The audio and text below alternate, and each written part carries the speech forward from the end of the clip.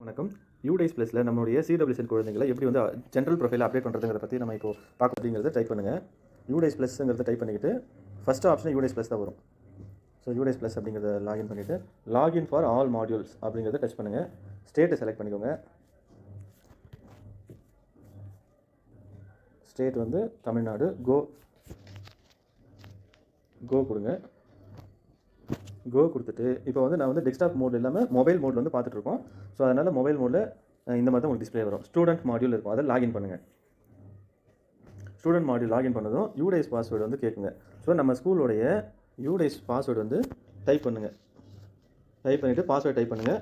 Password type பண்ணி கீழே இருக்கக்கூடிய கேப்சா வந்து என்டர் பண்ணுங்கள். லாகின் கொடுத்த உடனே லாகின் கொடுத்தது உங்களுக்கு இந்த மாதிரி தான் டிஸ்பிளே வரும். இதில் 2024-25 டச் பண்ணுங்கள், ரெட் கலர். ஸோ உங்களுக்கு வந்து மொபைல் வியூவில் இப்படி தான் தெரியும்.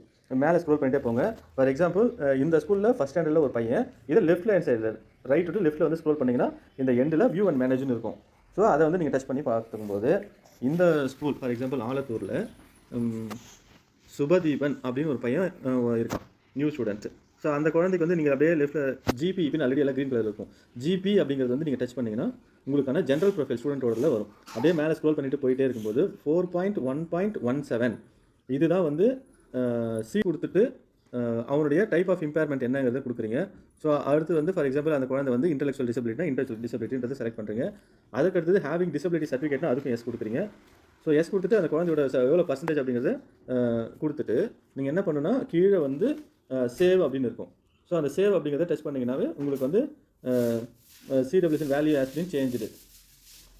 ஓல்டு மார்க்கெட் நோன்னு இருக்குங்க. அதை வந்து நீங்கள் கொடுத்தீங்கன்னா கன்ஃபார்ம் கொடுத்தீங்கன்னா அது பசங்களோடது வந்து ஜென்ரல் டேட்டா அப்டேட் சக்ஸஸ்ஃபுல்லி வந்துடும். இதை க்ளோஸ் பண்ணிவிடுங்க.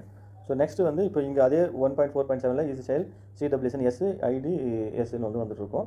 இதே மாதிரி அடுத்தடுத்த ஸ்டூடெண்ட் வந்து நீங்கள் ஒரே ஸ்கூலில் இருந்தால் பார்த்துக்கலாம். அப்படியே பேக் போயிட்டு இப்போ இங்கே ஃபஸ்ட் ஸ்டாண்டர்ட் நீங்கள் கொடுத்துருப்பாங்க. இதை வந்து நீங்கள் என்ன பண்ணலாம், 5th ஸ்டாண்டர்ட் அப்படின்னு கொடுக்குறீங்க. 5th ஸ்டாண்டர்டில் ஃபார் எக்ஸாம்பிள் மணிகண்டன் ஒரு பையன் இருக்கான். அவனுக்கு வந்து இதே போல் ஜிபியில் செலக்ட் பண்ணுறீங்க.